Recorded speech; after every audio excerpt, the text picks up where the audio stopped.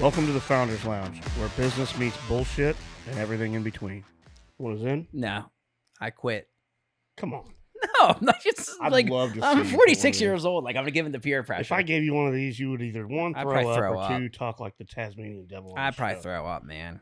I'm a lightweight. Come on, Kramer. You can do it. Let me see it. Don't.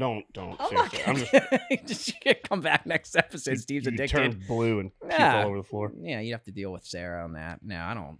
I used to dip, but Can we talk about the terry cloth shirt? yeah, man. As I was wanting you to. It's the weather's getting a little hotter out. This absorbs sweat. It's like walking around in a hotel bathtub or a bathtub. Bathrobe? Bathrobe. Thanks. I'll get my words, man. I dig it. It's cool. Yeah, I'm trying to bring the 70s back. I'm Jack trying Tripper. to bust your balls on your attire every time we get on set. Yeah, I'm dressed up today. You don't ever say shit to me. You wear the same thing, man. It's a black shirt. What am I going to say? Hey, nice black shirt. It's like, come on, man. I probably should expand my wardrobe a little, you think? We should shop for each other for one of our episodes and see what we can fucking do to get. That'd be woof.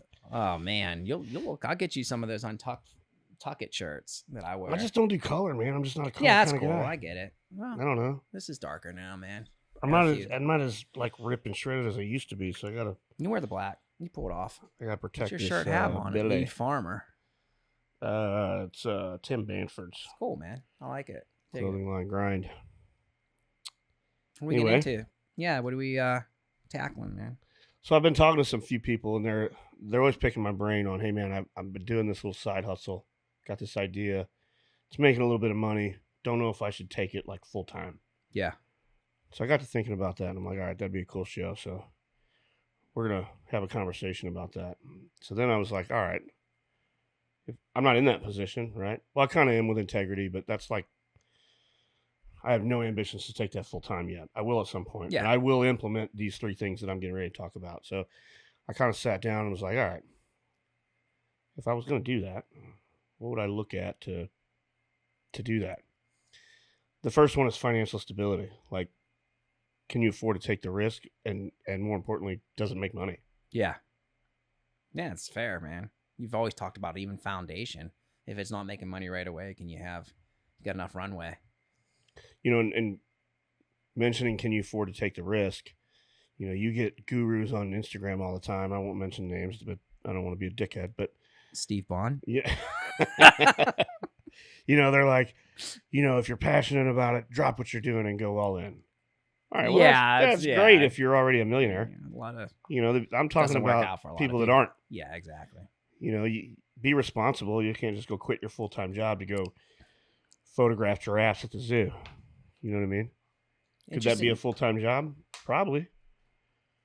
Interesting. You can figure out if it makes Yeah. money if you find people that like giraffe photos. You know what see I'm a saying? lot of the gig economy, like the content creators. Keep going, but that's kind of where I hear a lot of this. Like I'm doing this thing on the side. Well, no, I want to hear what you got to say on content creators because you talking about influencers? Influencers, photographers, videographers, Oh, graphic let's designers. go. Yeah, like I know you've been in situations before where people have approached you. They come to me all the time at the agency level, and like they think that because we have a decent sized team now, it was like that year one. It wasn't. I was poor, like for a That long ain't where I time. thought you were going to go with it. Oh, well, we can get down there and just the fluidity and the. I think I know where your head's at. Where So I'm not going to bastardize these people, but because I get it, they're passionate about it, and I'm all for it. But I'm still. I think we did a podcast about this like 3 years ago on Clean Truth, and I can't remember who we had on it, but it was about like social media influencers and how they monetize that and how they do that. And I get it. That's the new age. That's going to be a thing. It's never going anywhere. I just still don't understand it, man. I guess I'm just an old school type of guy, but you know, and then you have, you know, people that promote products, and that's like, it's like I don't know if I call it a side hustle, but that's how they make money. And I'm like, what are you going to do in 20 years? Are you going to promote products the rest of your life? I mean, I see it from the standpoint of influencer or product promoter. How Just because you have a lot of friends doesn't mean you're influential. Seriously, I mean, you could say No. this, like, not all influencers are created equal. There are No. some people that just can convert the message into a tangible sale, and there are some people who are just popular. Yeah, there are some that are savages. And Yeah, exactly. they are worth the money that they're they worth charge the money. to do it. So in those cases, it's like that's just a good salesperson with a great personal identity. As they age, they'll figure out how to pivot. And I get it. You got to start Right? somewhere. Yeah. So I'm not saying don't chase it, but To your other point, though, is like the people that are just kind of like glorified models. What are they going to do when Right. that stops? Or a new platform that they're not familiar with comes and overtakes because they're too old to, I mean, that's the thing. Like, I guess I just have this old school like there's nothing tangible there. There's nothing but you that you see, can physically grasp that you have. There's no asset there. it's You your are identity. the asset. You're the That's asset. not gonna last forever. It's a personal brand. But like what you're talking about with, is it a side hustle or is it a full-time venture? It's also accessibility. That's an easy side hustle. I mean, you just have to blend yourself to being out in the community, and totally different if it makes money or not. The other one that I think about all the time is like online coaching, Yeah. online fitness. And Oh like yeah, coaching. your world is. And I'm like, I can throw a tennis ball on the internet and hit 9 of them in 10 Yep. seconds. It's Great. I mean, the more people they help, great. I mean, I'm not saying anything bad about people doing it. I don't know. Again, it goes back to there's nothing. Are you going to be able to do that and cash out in 25 years, 30 years, 40 years? I mean, always feel like What's going to happen? They make their when money that through train sponsorships, stops? right? Is that, I don't know that world like you do. So if you're an online coach, trainer, I mean, there physical are ways that they Yeah. could do it. You could develop an app, or you could develop a proprietary thing and then sell it. Yeah. That's one way to do it. And there's a couple different examples. I don't know. To what standard do you want to make money too? I mean, that's another, like, listen, man, you could have a very nice life doing just a lifestyle business. Sure. Right. So yours is, does it make money is your first metric, right? You said you have 3. If it doesn't make money, forget it. Yeah. Unless you're doing it just for your own ego. And then, before I would even consider going full time on a side hustle, is can I afford to do that? Is it going to pay my bills? Well, also, like, you bring up a good point that I don't even know if it's on your list here, but longevity. What's the future of this look Sure. like? No, that's what I was just getting at with Okay, yeah. with the online influencers and the online fitness coaching. Not only can I make There's a money runway for now, that, can I and it make will run money? out. Yeah, where will this go? Sure. Yeah, gotcha, man. The other one is passion and fulfillment. If if you're spending more time doing whatever that side hustle is because you're more passionate about it, you might want to think about it. Great. Go back to number one. Does it make money? We sound like cynics, and I was kind of hoping you would go there. Because, like, boy, I'm going to sound like a jerk, but you need more than just passion to make a living off stuff. Sure. Unfortunately, I mean, you have your passion as what you go home to, man. I get that. I have background in writing. I mean, I like writing, but it's not paying my bills. It's something I do on the side. What pays my bills is strategy and implementation, and same with you guys. Like, It's funny. I had a conversation with Yvonne probably a month ago, something like that. Mhm. And we were at the farm. We don't have TV and internet out there, so you can play cards, yeah, bang, and drink. go out in the woods or drink bourbon, whatever. So we're sitting around and we're, excuse me, playing cards and having this conversation. And I think I was talking about Integrity Brands, and she was just asking me some random questions, and she was like, I just really like spitballing ideas. And I made it very sarcastically when I said it. I said, Yvonne, if you could get people to pay you to sit in a room and bounce ideas off, there was nobody better at it than you. And then I got to thinking about it, and we like sidetracked. We went on and did other stuff. And then we're sitting around the fire, and I'm like, wait a minute. You could do that. Like, why couldn't you do that? It's ultimately what I would call opening the door to a consulting company. Yeah. Yeah. There's a lot of people that have zero clue what they want to do, or maybe they have this this passion of a side hustle or whatever that doesn't have anybody to go ask 1,000 questions to that would be able to answer them legitimately and with any kind of clout or merit. Like a sounding board for Right. Man, I'm coughing. it's that shit you're putting in your mouth. Well, producer Jamie will have to edit out the Zen. He's don't- He's got the Zen cough or whatever the hell. Oh, better watch what we say. COVID cough. Future sponsor. I don't want to. Yeah.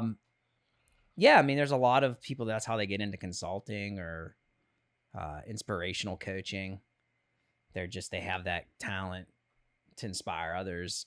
It's still a saturated market, though. I mean, for me. It's not. It's like you said. Can it make money? Is it a passion or is it a legitimate business? Right? Is there longevity to it? And then last but not least, what does that market saturation look like? Because Well, that is my last one. oh, sorry, dude. I totally stole No, that, no, you but hit yeah, it right on the head. Yeah. Is there market demand? Yeah. Like, are people willing to pay you for your expertise or your product? Because if not, what do you got? And how many others are already in front of you? I'm not saying like, hey, man, you and I might see eye to eye on this or see differently. I'm not saying to be a defeatist. Because if I was saying that, I wouldn't have my business. You wouldn't have your business. You take risks. You have to take risks. But do it with some type of scale and control so you can like, well, if I'm going to put my neck on the line, at least I'm not going to cut it all off at once. I might get a few cuts, get some bleeding, but too many friends I know, and myself included at one point, just took really foolish risks based on no data, no thought.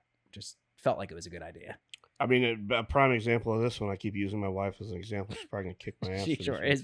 But the stable dinners at the farm. Like, this was like, so she went crazy about this. And I'm like, what? She showed me this thing on Pinterest. And I'm like, you're seriously going to set up a dining room table in our horse stable and charge people pretty good price for really good food? Like, this is fine dining, it's high end. Yeah. Higher end food than Clean Eats. And she said, yeah, it's great. And she loved it. Like, she was going off on how cool it would be to. I laughed at her so bad, man. She was so pissed at me. I'm like, who's going to pay, $60, $70 a plate with a horse right behind them, shitting in a stall, sneezing on them, all kinds of shit, and enjoy that? Dude, we cannot answer, like, inquiries for this fast enough. People are going crazy over this. And I'm like, I don't get it. It's the novelty. And it's a cool, the concept's there. And you're right, on its head, you would think, I don't get it, but you're not the audience, man. Like, that's just what it boils down to. There's a market for it. I think they've booked 4 of them in the last 2 weeks. Good. It's only gonna, but that's the thing too. Like, this kind of goes back to the other episodes. Like, at what point of your business journey, forget franchise, just business, because V&V is its own thing, right? At what point of your business journey do parts of the vision come into play? If you would have said the stable dinners, like, just in passing, you're right. It's like, what the hell are you thinking? No. Now it's getting traction, man, because you're farther down that journey. And 4 in the last couple of weeks, but we've had things fall in our lap in that place that I would have never even been able to conceptualize. You guys had a birthday party. I saw, like, a kids party or something 2 days ago. We did. It was awesome. We had a little 5-year-old. Pink cowgirl Christmas or birthday party. It was awesome. Yeah, it's sweet, man. It's just a matter of once people get there and see the vision and experience it, then it only grows from there. But someone could have sat there and easily told you guys, boy, this is a side hustle, right? Clean Eats? No, V&V. Oh, they did. They still do. That's what I was gonna say. Yeah, like, it's so, again, to the main point. This isn't bubble bursting. It's just like, have somewhat of a plan beyond just, boy, this sounds like it'd be a fun, cool idea. Guys, I know guys that left really good paying gigs. And I think this is probably where you got a little bit of inspiration. And I'll speak for I know plenty of people, they've left our agency to go start their own thing. And I was like, dude, you got a good salary here. Fine. I would support you. I'm happy. But they didn't have client one. It's like, what are you doing? Yeah, I know many guys that have fucked this up. Right? And so for me, it's the creative economy, because that's what we deal in. It's different because you guys have, but I see a lot of that kind of, I don't know, like, nomad mindset.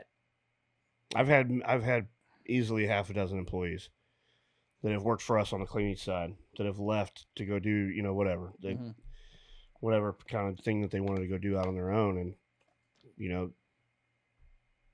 Which you and I have sometimes talked it about doesn't this. end well. And I'm No. like, man, like, But you've been transparent to that. I know you and I, because I've picked your brain before. It's like I've got this person, and they're really valuable to us. They're thinking about doing this or that and leaving because for some vision of a business that isn't developed yet.